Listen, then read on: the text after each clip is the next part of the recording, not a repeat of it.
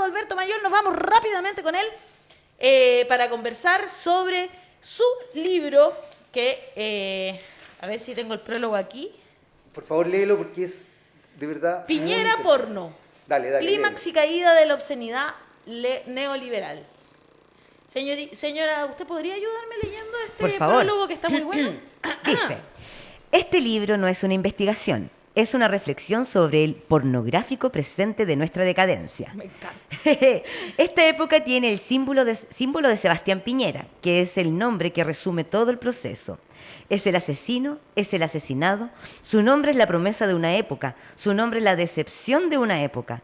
Elwin, Lagos, Bachelet fueron símbolos importantes, líderes con diversos méritos, pero había un hombre agazapado en el borde de la historia y que esperaba su momento para convertirse no solo en un símbolo, sino que también en un arquetipo, Sebastián Piñera.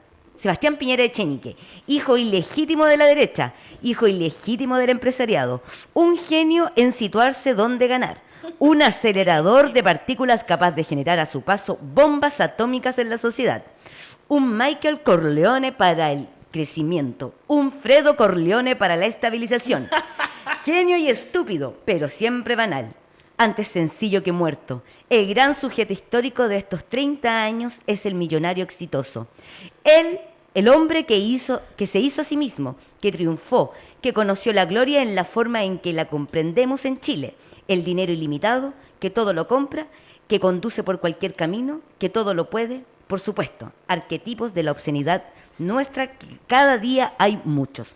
Sebastián Piñera, el primero y en rigor el único, el más grande pornógrafo de nuestro tiempo. A él le dedicamos estas páginas, Alberto Mayol. ¡Wow! Tremenda introducción.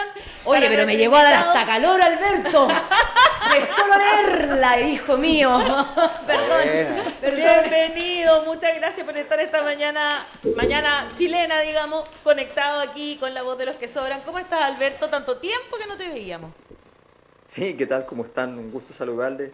Tanto tiempo, efectivamente, y encantadísimo por la invitación. Les agradezco mucho la posibilidad de conversar en los pocos días que quedan para conversar de este caballero, además. Exactamente. Eso creemos, ¿ah? Eso creemos.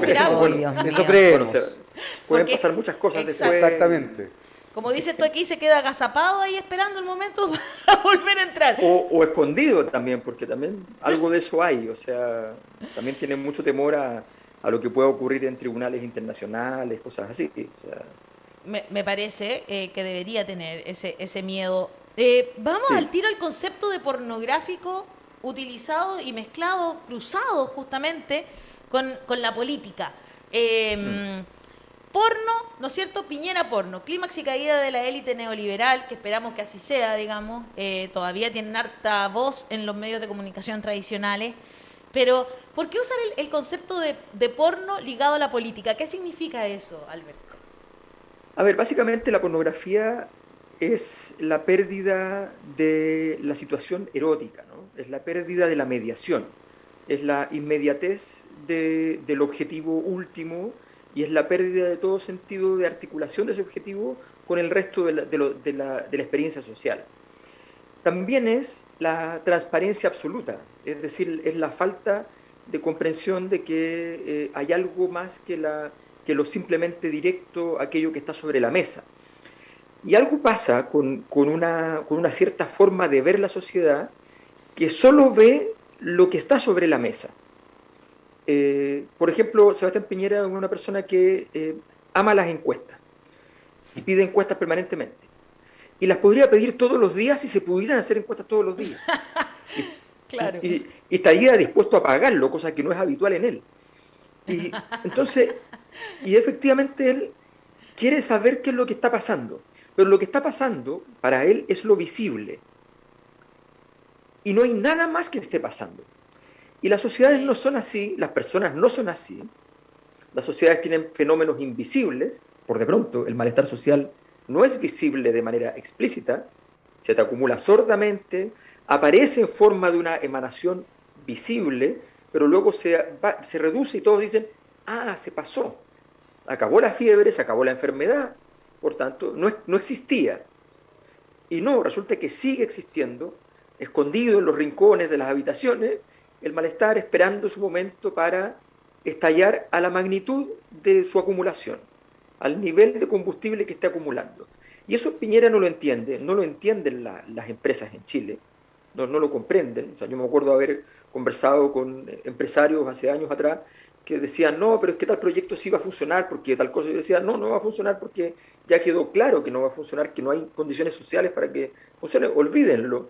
Me decían, no, porque lo estamos midiendo y ya ahora hay una mayor aceptación. Entonces yo le decía, sí, pero porque tú tampoco has dejado de hacer cosas. Cuando vuelvas a hacer las cosas, y por decirlo así, pongas la maquinaria al lado del arbolito, ¿ya? En ese momento va a volver a estallar. Eso es lo que pasa. Pero como tú no lo ves, dices, entonces no está. La absurda convicción de que todo en la vida social tiene que ser visible es algo esencial de esta mirada economicista, y de que lo visible, además, no es todo lo visible, que lo visible es una parte de lo visible. ¿Ya? Pongo un ejemplo, yo me acuerdo, yo trabajé en el Banco del Estado, ¿Ya? y entonces un día estábamos en un almuerzo del banco, qué sé yo, y yo comento, era el 2011, yo comento la locura del invento del CAE. Y ahí estaban los creadores del CAE dentro de ese grupo. Entonces me dicen, ¿pero cómo? Y qué sé yo. Entonces empezamos a discutir. Entonces empezó a dar mis argumentos. Y uno me dice, pero mira, lo que pasa es que esto funciona así. Entonces yo le digo, bueno, pero ¿qué pasa con aquellas carreras que no funcionan como tú te estás imaginando? Entonces me dice, pero hagamos como que esas carreras no existen, me dice. Qué interesante. Hagamos serio? como que no. No, pero no las Hagamos tomemos como en que cuenta. no existen. Entonces la política pública estaba pensada para aquellas carreras que existían ¿Ya? y no para las que no existían. Pero que sí existían. Claro, finalmente. Increíble.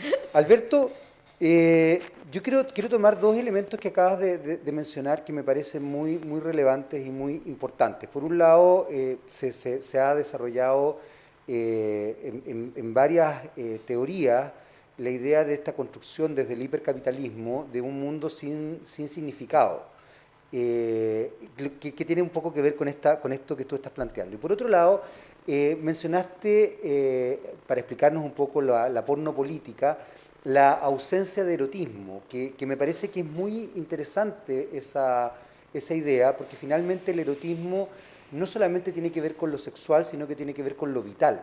Y la ausencia de lo vital, pensaba un poco en un libro que leí hace poquito que se llama La teoría de la jovencita, no sé si lo conoces, es un libro No. que trae, te lo recomiendo porque es muy fácil de leer, se lo recomiendo a ustedes también, y que trae algunas citas, insisto, muy fácil de leer, pero que plantea esta idea de estar siempre en la forma y no en el contenido, que tiene que ver incluso con lo que plantea Alberto respecto a la pornografía. La pornografía es pura forma, muy ginecológica, digamos, que evidentemente despierta la excitación, Claro. pero que en definitiva no establece ningún vínculo emocional.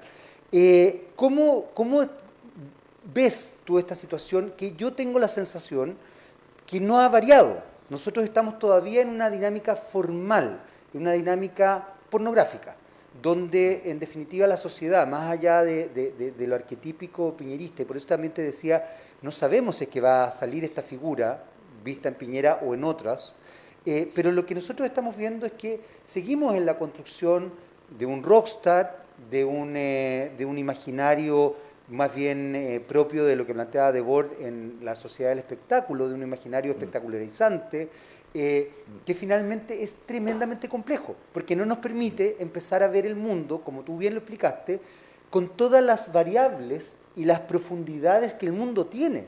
Por mucho que queramos ver la forma, efectivamente hay un contenido que está debajo y que la gente está ávida por tratar de entender. Lo que tú acabas de mencionar, por ejemplo, respecto a la revuelta o a los movimientos feministas, es muy importante, pero la gente se queda, y a mí me da mucha risa, y bueno, tú como sociólogo lo debes manejar mucho mejor que yo, siempre con el porcentaje. A mí me da mucha risa cuando dicen, es que el 50%, bueno, pero ¿por qué el 50%? ¿Cómo se llegó a ese 50%? ¿Cómo se estructuró la encuesta? ¿Qué cosas preguntaron? ¿Quiénes estaban primero? ¿Quiénes estaban después? Eso no importa, solamente el número. ¿Cómo ves tú esto de aquí en adelante? Sobre todo entendiendo que se nos viene un nuevo gobierno, aparentemente una nueva discursiva, pero también una sociedad que es muy ávida de lo porno, porque la sociedad chilena es muy porno. Por algo también elegimos Claro. 2 veces a este caballero también. Claro, ¿no? A ver, todos llevamos Todos llevamos un porno dentro, dices tú, un actor porno dentro. Todos llevamos nuestra época metida en la piel y por tanto todos llevamos, y esto es más terrible que llevar a un actor porno, todos llevamos un poco a Sebastián Piñera dentro. Qué buen punto. Es que ¿sabéis qué? ¿Sabéis qué? Qué bueno que lo planteas así, porque nos cuesta entender ese concepto, porque obviamente nos agrede porque la figura de él es muy compleja y es muy poco grata, por lo menos para algunos, para mí. Pero tienes toda la razón, y entender, y esto puede ser muy psicoanalítico, pero entender y asumir a ese Sebastián Piñera, lo vamos a poner en estas dimensiones, es la forma de resolverlo, es la forma de poder exorcizarlo. Pero uno no quiere. Por favor, Alberto, continúa, porque sí, me parece muy es que interesante justamente eso. porque esto es casi puede ser el antídoto para no complicarnos demasiado y tampoco simplificarnos demasiado en el futuro. O sea, estamos viviendo un proceso de transformación. Las transformaciones son complicadas, tienen tendencias disruptivas, hay tendencia al retroceso, la gente empieza a sentirse un poco angustiada, de pronto dice volvamos un poco al pasado, porque todo traumatiza. Lo estamos viviendo, hay una guerra que tiene muchas complejidades, pero que una de ellas es que la transformación que vivió Rusia desde la Unión Soviética a la conversión de una Rusia nueva, que no tenía nada que ver con la histórica, que era una mezcla entre la histórica y la Unión Soviética, esa conversión fue una transformación que se hizo también muy pornográficamente, surgiendo una nueva oligarquía acaudalada que no existía, que no era pensable para ellos, y con un intento de meter el capitalismo absurdo que terminó donde terminó en una autocracia, y en lo que estamos viviendo hoy día. Entonces hay que tener cuidado. Yo creo que el punto justamente es entender que la política tiene sus complejidades y al mismo tiempo tiene sus líneas rectas que hay que respetar.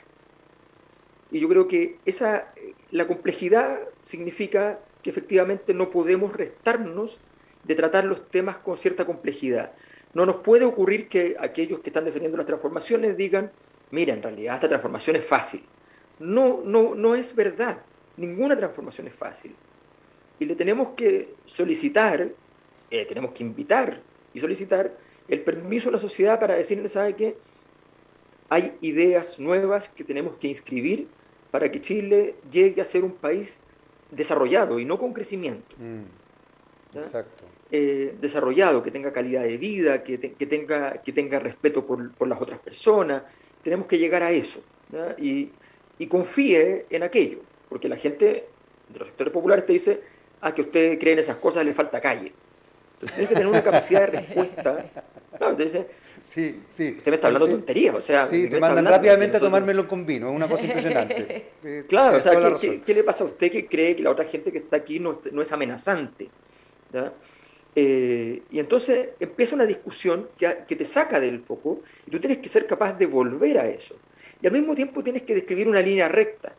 Tienes que ser comprensivo con esa situación, pero al mismo tiempo tienes que describir una línea recta. Es decir, tratar de seguir la línea que te permite esa transformación y no salir de allí. Para eso se necesita efectivamente, y volvemos al concepto, se necesita esto que llamamos erotismo. ¿Ya? El estallido social fue un momento, fue la manifestación porno de la disidencia. Claro, O sea, el estallido social, sí, el estallido social justamente... Cuando se hace visible esa disidencia en el fondo, ¿no? Claro, porque por eso tiene ese tono mortuorio, por eso la bandera negra, porque ese tono mortuorio esto es la muerte sin apellidos, aquí, está encima de nosotros, se nota. Perfecto. Aquí está la muerte. Pero al mismo tiempo está lleno de vida, porque es un estallido, porque estamos gritándolo. Claro. Entonces es la combinación. Esa combinación tiene que transformarse en una combinación real.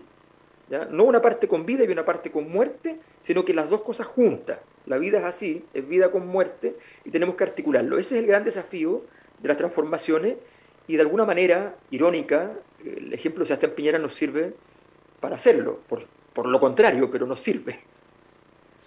Claro que sí. ¿Pame? Lo que pasa es que yo me siento tan ignorante en estos temas. Entonces yo me quedo callada mejor escuchando lo que tienen que decir. Voy a leer al público entonces, ¿te Lea al parece? público, por favor. Leila Pacheco dice, ¿qué libro más bueno este? Me lo devoré y quedé con gusto a poco. Nuestro público ya leyó el libro, algunos. Carlos Alberto Rojas dice, Piñera, porno porque calienta más al verlo en la TV o escucharlo. Se refiere a como de enojo, ¿no? Marlene Castillo dice, Piñera, la cara visible del mejor desgobierno del mundo. Gloria Galvez dice, yo lo veía en La Cosa Nostra, me imagino, a Alberto. Y no creo que volvamos a saber de Piñera, dice. Sabremos de él porque la ley nacional o internacional lo perseguirá. Yo creo, y espero de todo corazón, que Piñera no se las puede llevar peladas. Yo tengo una amiga que una vez comentábamos que una de las cosas que más sorprendía en el exterior sobre lo que estaba pasando en Chile con el estallido social era la cantidad de crímenes contra los derechos humanos, y que aquí nosotros era como normal lo que estaba pasando, y de que era algo tan grave lo que estábamos viviendo, y nosotros esperamos, yo espero, de que suceda, de que Piñera sea perseguido por todos los crímenes que fueron cometidos contra los derechos humanos. ¿Piensas que eso va a pasar, Alberto? ¿Va a tener Mira, Internacionalmente, por lo menos. al menos, claro?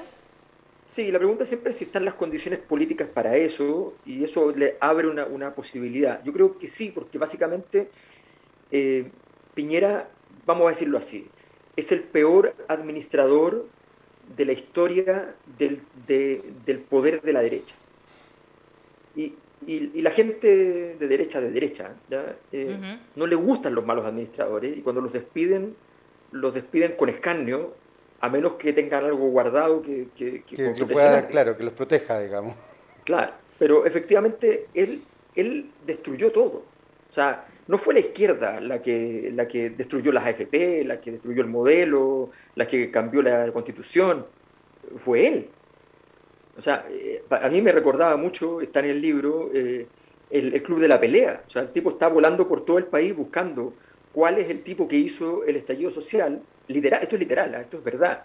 Sebastián Piñera encargó a los servicios de inteligencia que tenía que encontrar al venezolano, cubano o ruso que había hecho el estallido social. Popper, claro. Y resulta que al final de la historia, él se da cuenta, novelémoslo, ¿ya? Él se da cuenta de que al final de la historia el que hizo el estallido es él. Exacto. O sea, yo les quiero recordar que un mes antes estábamos discutiendo las 40 horas, la ley de las 40 horas. Y el argumento del gobierno es que 40 horas era Venezuela y 41 horas era un país desarrollado. Exacto. ¿Cómo explicas eso? 41 horas, maravilloso. 40 horas, un espanto. La gente en cualquier parte del mundo te va a mirar eso y te va a decir, ¿y por qué no ponen 40,5 y llegan a un acuerdo? Claro. Pero el gobierno insistía, no, 40 es el horror, pero 41, olvídense, ¿ah? Es una maravilla. Entonces tú dices, esto es absurdo.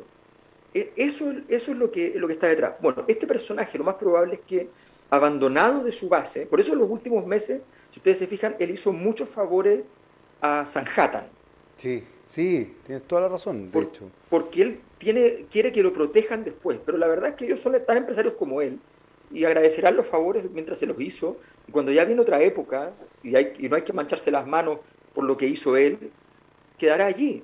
Vienen los juicios y él le tiene mucho temor, eso es la información que yo manejo, y que él tiene mucho temor respecto a lo que se puede viene. ocurrir. Sí, eso yo también había escuchado, que tiene mucho temor. Sí. Me imagino que decidirá el país al cual se va de acuerdo a ese temor también, porque no creo que siga tanto tiempo en nuestro país. Oye, Bueno, esto es pelambre. Yo tuve la oportunidad de ver relativamente cerca a Sebastián Piñera. ¿ya? Y él es, bueno, primero, hijito, que ese hombre está enfermo. Sí, O sea, cómo cómo se se mueve, mueve. los tics. Uy, yo quedé, te lo juro, así en shock. De verdad que no es nada. De verdad ese hombre está enfermo, no sé si duerme. Y segundo, él irradia una energía tan oscura, tan Eso es muy densa, sorprendente. tan- Eso es muy sorprendente. Te lo juro que yo en mi Nunca he mente estado cuando lo con él, veía parece. cerca le gritaba así, chúpalo, te lo juro, así le gritaba. No, pero es que Tómate. es muy sorprendente, porque yo tuve la oportunidad hace años de entrevistarlo con la Tati Pena. ¿Tati Pena ya? Oh. Y la verdad es que él en un momento en que estaba en el apogeo del porno, digamos, por ende estaba muy bien posicionado, y ya él transmitía una cosa muy compleja, muy dura. Yo quería volver a algo que planteabas tú, Alberto, relacionado a al trauma y a la necesidad de volver hacia atrás. A mí me llama mucho la atención cómo los medios de comunicación, y lo hemos hablado acá también con la Ale, los oficialistas obviamente, que es la televisión abierta, ha empezado a desarrollar una suerte de revivir las líneas editoriales de los tardíos 90-2000. Ah, sí, como Pero que hay una vuelta de... Una vuelta muy de la sorprendente. oscuridad aquella. Muy sorprendente. Y me llama la atención porque en definitiva se están apelando, y aquí entramos en algo que también de alguna forma se ha puesto en el tapete, que a mí de verdad me hace ruido, porque creo que seguir en los códigos binarios de confrontar, en este caso, en algún minuto géneros, hoy día confrontar rangos etarios, siempre creo que es muy agresivo, pero como de apelar a un cierto segmento y a una cierta generación que evidentemente, quizás por el hecho de estar en otras edades, me refiero a los adultos mayores incluso, o quizás sobre los 40 años, tienden a poner una visión más conservadora. ¿Cómo puedes leer esto en relación a lo que tú estás planteando también en el libro? Porque tú, claro, pones el foco en Piñera, pero la verdad es que es mucho más amplio que eso, porque tiene que ver con el cuestionamiento del capitalismo caníbal en el que hemos estado viviendo y este cuestionamiento que se está haciendo yo diría que desde antes del estallido social, incluso desde la revuelta feminista del 2018. ¿Cómo lo ves tú eso? Mira, nosotros estamos metidos en un complejo trance histórico. Hay que asumirlo, es la verdad. Esto no es fácil.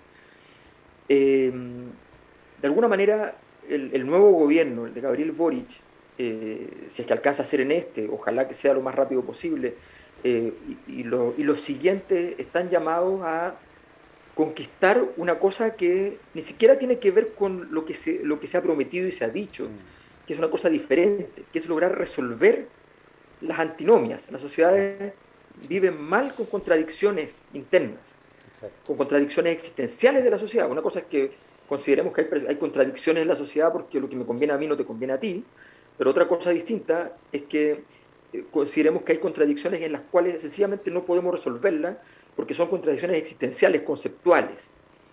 Esa situación, resolverla es un desafío muy grande, muy grande.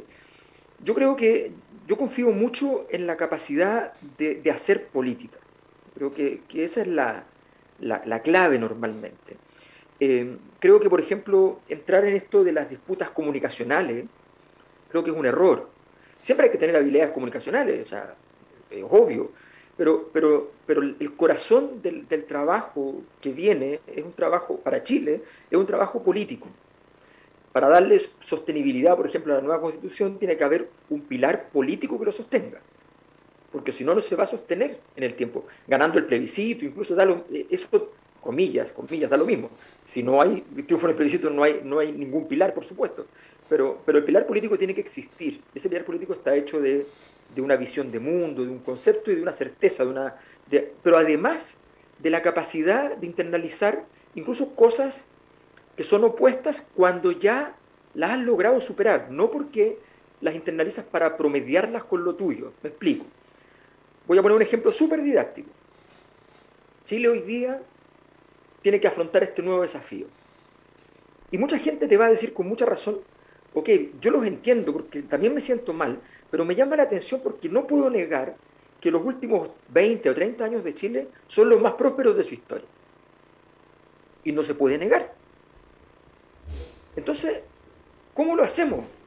Porque Claro. resulta que no me gusta, y lo que usted me dice me gusta, pero me asusta, y me siento un poco tonto porque yo sé que lo que pasó fue igual prosperidad.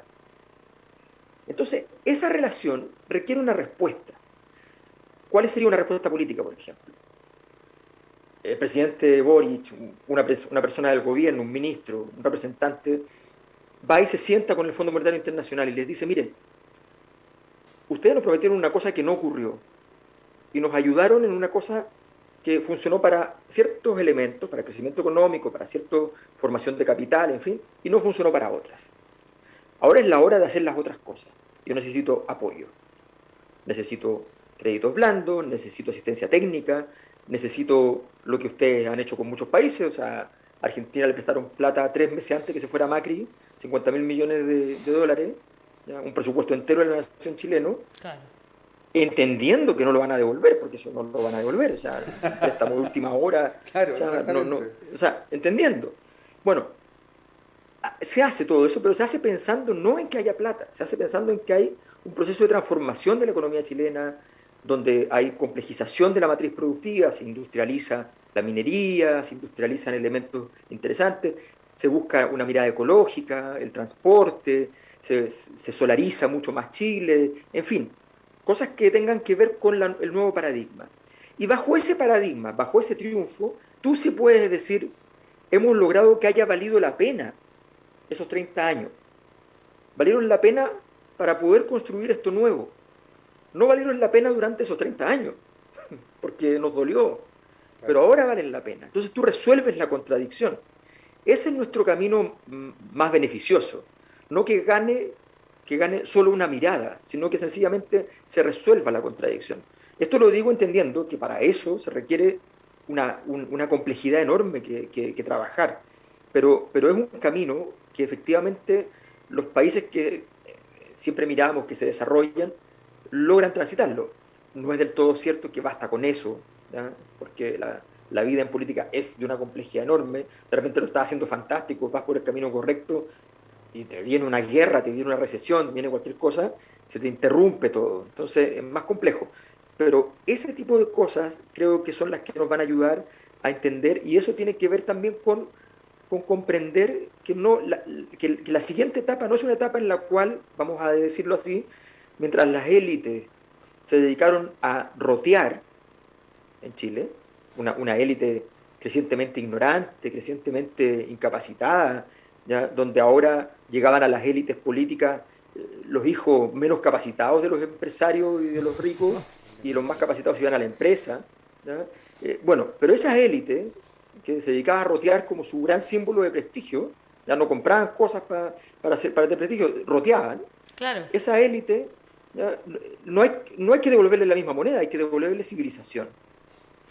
Comprensión, civilización, pero también, ojo, decirle, mire, a su edad me dice eso. ¿Usted qué aprendió en el colegio? O sea, de verdad, que tenga un poquito de vergüenza, pero no era insulto. Es un momento porque esto es delicado, es un momento delicado. Hoy Chile es un bebé.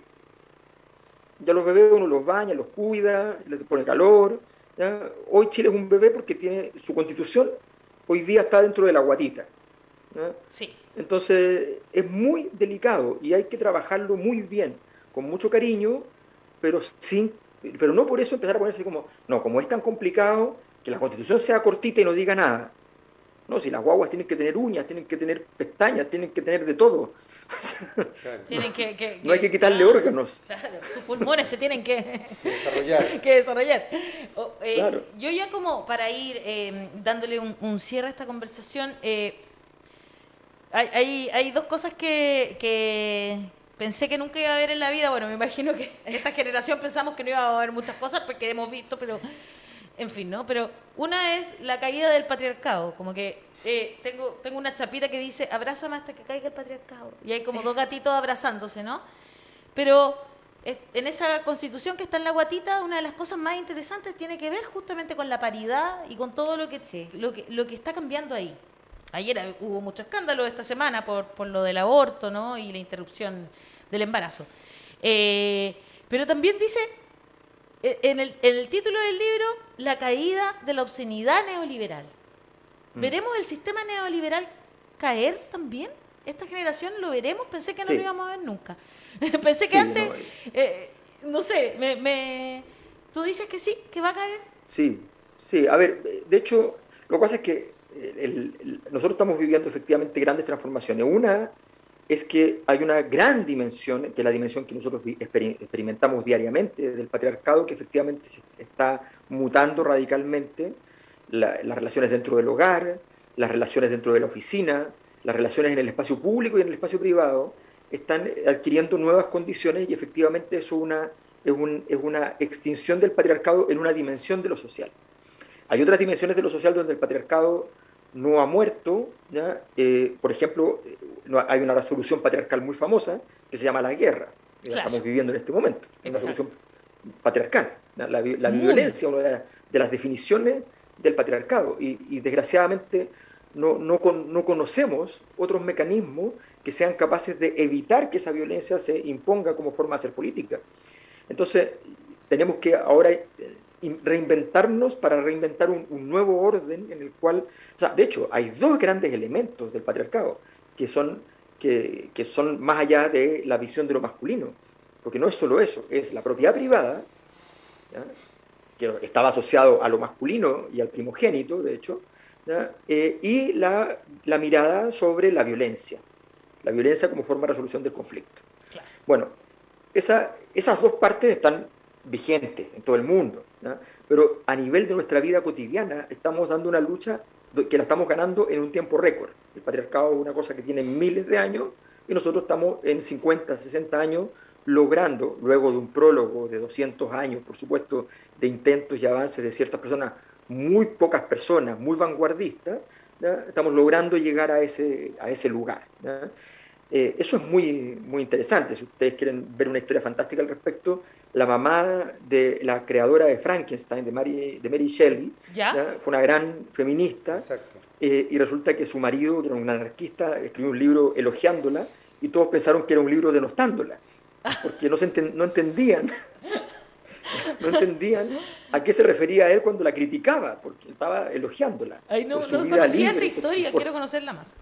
Fantástica. Entonces, Buenísimo. claro, bueno, entonces estamos viendo eso, pero efectivamente el modelo neoliberal, ahora, el modelo neoliberal tiene que ver con muchas cosas y a nivel mundial esto existe, pero en los estados existe menos. O sea, a nivel mundial el mundo funciona neoliberalmente, a nivel global, financiero. En los estados funciona menos neoliberalmente porque hay una especie de modulación política para que la gente no pague los costos de ese modelo que sí existe a nivel global.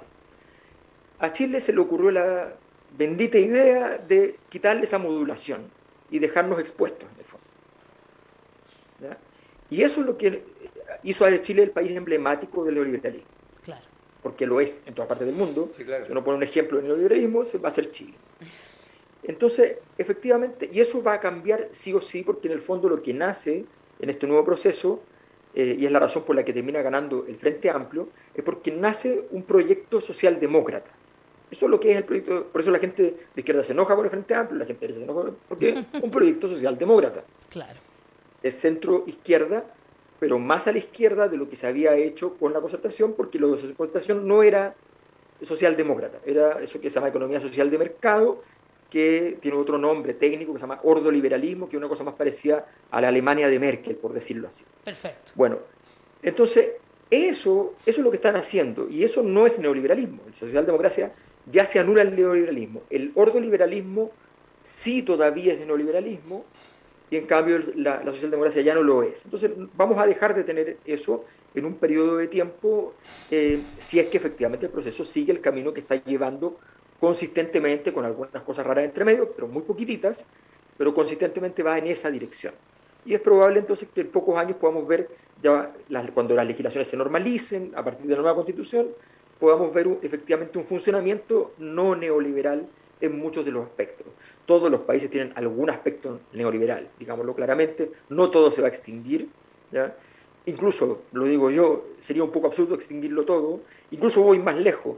Si hay algo que funcionó de alguna manera en todo este proceso neoliberal, fue la formación de mercados. Es cierto que algunos mercados muy importantes, sobre todo los más importantes, quedaron asimétricos, es decir, quedaron con personas poderosas, con grupos poderosos. Eso hay que terminarlo. Pero construir mercados tampoco es tan fácil, y por tanto tener mercados también ayuda. Muchos países no lo tienen y se han caído por esas razones.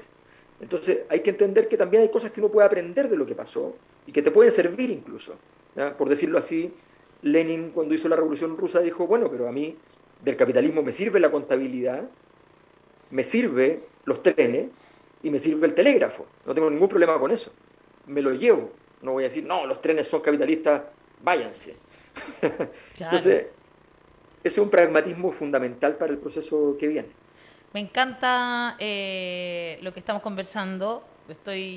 y a nuestro público también. Hemos subido hacia el final del programa incluso espectadores, digamos, así que dicen muchas cosas interesantes. Marisol Lisbeth Espinosa, por ejemplo, dice: tuvimos clases de política internacional. Rafael Eduardo dice: la mayoría de las élites no son cultas, son más bien exploradoras de todo lo que llega a sus manos. Alon Vic dice: aquí nació y aquí va a morir el neoliberalismo. Interesante punto, digamos. Josefa Bastías dice: bien, Boric. ¿Qué está pasando en este momento? No puedo dejar de comentarlo con ustedes. Isquia Siches anunció que el gobierno de Boric no seguirá con el estado de excepción en el Gualmapu. Era una pregunta que se hacían varios y varias a raíz de lo que pasó en el Congreso, digamos, donde efectivamente quienes están más cerca del gobierno de Boric, diputados y diputadas que votaron en contra del estado de excepción, a pesar de que se aprobó nuevamente, digamos, pero entonces estaban varios y varias preguntando, ¿qué va a pasar? Bueno, aquí estoy leyendo, Radio Bio Bio dice: Isquia Siches confirma que no se renovará el estado de excepción en el Gualmapu. La futura ministra del Interior señaló que la administración del presidente electo Gabriel Boric no renovará el estado de excepción constitucional en 4 provincias de lo que a ellos les gusta llamar macrozona sur. ¿Qué te parece, Alberto, esta noticia? ¿Te la esperabas? Es una muy buena noticia. Yo esperaba que ocurriera, pero no sabía en qué tiempo se iba a anunciar y que si ya ha empezado el gobierno, era una inquietud. Lo que es muy importante es que, dado que hay un escenario donde efectivamente el gobierno va a necesitar tener, el gobierno de Gabriel Boric va a necesitar tener una comprensión de ese territorio absoluta para saber si, por ejemplo, si hay un atentado, tener información veraz respecto a quienes lo propiciaron, ¿ya? Eso va a ser clave. Va a necesitar organismos de investigación, ¿ya? Que de alguna manera les den confianza, les den certeza, ¿ya? Que validen la información de los otros organismos. Va a ser importante eso porque efectivamente ahora es un momento donde para el diálogo en medio de una relación que está basada en un conflicto, hoy al menos, ¿ya? Ese diálogo tú tienes que llegar siempre como gobierno con una cantidad de información muy grande para no cometer errores. ¿Ya? Estas cosas pasan en todas partes del mundo y si tú no tienes información, por decirlo así, tú no llegas a la reunión a pedir información. Claro. Tú llegas a la reunión con la información ya existente, la validas en parte, ves los matices que tiene en la reunión. Entonces, creo que eso va a ser muy importante, pero creo que una gran medida, y es muy bueno creo que es muy bueno que lo hayan anunciado ahora, ¿ya? Todavía faltando algunos días, dejando en claro que hay una distancia respecto a esa medida. Alberto, en ese sentido, me parece bien interesante lo que estás planteando. ¿Cómo crees tú que se puede conformar una suerte de objetividad, lo pongo entre varias comillas, digamos, por parte de las Fuerzas Armadas? Las Fuerzas Armadas en Chile y quizás en varias partes del mundo están fuertemente ideologizadas, pero en Chile es evidente esa ideologización. De hecho, venimos de una dictadura cívico-militar, digamos, o sea, hay una ideologización potente. Ha seguido y de pronto aparece un gobierno, como el entrante, digamos, que no está en la lógica del Partido del Orden ni de la negociación que se hizo para volver a la democracia con la concertación. Y desde ese punto de vista, evidentemente las Fuerzas Armadas van a tener yo creo que un cierto resquemor. Tomo un poco esta idea de que tú decías al principio de esta conversación, ver bajo el agua en definitiva, no ver lo obvio. ¿Cómo crees tú que se puede desarrollar esto? Porque tú acabas de mencionar algo que es muy importante, tener aliados, por así decirlo, tener informantes que realmente entiendan el conflicto en el Gualmapu y que no estén vinculados a una cierta ideología que evidentemente ve ese conflicto con una sola visión. ¿Cómo lo ves eso? ¿Cómo se podrá resolver, quizá? Sí, tiene que ver con lo mismo que decía antes respecto a la complejidad de lo que significa gobernar. O sea, gobernar es una cosa muy desagradable en muchos ámbitos. Y tienes toda la razón. Muy agradable en otros, pero tienes es toda muy la desagradable. razón. O sea, tú tienes que muchas veces necesitas efectivamente validar todas las informaciones. Exacto. Con quién la validas tienes que validar al que la valida. O sea, Claro, tienes, claro. tienes que estar claro, permanentemente en esa trenza. por eso te Entonces, digo, profundizar. la relación con las Fuerzas Armadas debe ser de la siguiente manera. En el fondo, tú tienes que evitar que tu ministro o ministra de Defensa se convierta simplemente en el cartero que trae informaciones desde allá. Necesitas efectivamente un plan estratégico, necesitas un proceso en el cual participen esas personas también. O sea, esas personas también son adultos, son adultas y pueden hacer un plan estratégico conjunto. Y puedes llegar a un acuerdo con esas personas. Y esas personas pueden ver en ese acuerdo una posibilidad de desarrollo. Una posibilidad de desarrollo donde hacer otra cosa, traicionar ese acuerdo, sea un posible error político, sea algo que no te dé juego para el futuro. Creo que están las condiciones para eso, es difícil, pero están las condiciones. Es cierto que son muy ideológicos, pero también nos ha enseñado, para bien o para mal, son Fuerzas Armadas que entienden de política. Sí, claro, Que claramente. cuando presionan, lo hacen porque saben que pueden ganar. Pero cuando tú les dices, mire, aquí está Gabriel Boric, mañana puede ser presidente de Iquiasiches, Claro. o Giorgio Jackson, ¿ya? O Camila Vallejo. O sea, tienes una playa de posibles nombres. Claro. Y tú le dices, a ver, arreglemos esto, o sea, no empecemos en un conflicto artificial al respecto. Entonces, eso es lo que hay que lograr y es algo que va a requerir construcción institucional, construcción de instituciones que te permitan hacer eso, construcción de servicios, ojo con esto, oficinas de inteligencia vas a tener que tener. Las oficinas de inteligencia no son esa cosa que uno se imagina, que es como, vamos a ver a quién vamos a matar. Nosotros nos quedamos pegados en la dictadura. Bueno, claro, nos quedamos pegados en la CNI y la DINA, pero Sí. tienes toda la razón, efectivamente. Pero te fijas como también ahí, y aquí yo no puedo dejar de mencionar que uno tiene de pasión por lo que uno hace, ¿no? Yo creo que comunicacionalmente también hay un rol importante que tenemos que ir desarrollando, que es un poco lo que hemos estado haciendo acá. Sí, de todas maneras tenemos que fijarnos mucho en eso y agradecemos a Alberto. Hoy día hemos analizado, hemos pasado por un montón de temas. Sí. Tuvimos una noticia de último minuto y no queríamos dejar de comentarla contigo. Nos pasamos un poco harto del horario de nuestro programa porque estaba tan interesante la conversación, podríamos seguir una hora más. Sí. Esto por supuesto, He aprendido mucho hoy. te echábamos de menos, Alberto, también. Un Muchas abrazo gracias. enorme para ti y para la family, porque me encantan tus hijas. Así que un abrazo. Gracias. Un Que abrazo. estés muy Que bien y muchas gracias por darte el tiempo de conversar aquí en La Voz de los No, que Sobran. encantadísimo. Muchas gracias por la invitación. Que estés muy bien. Chao, chao. Chao, chao.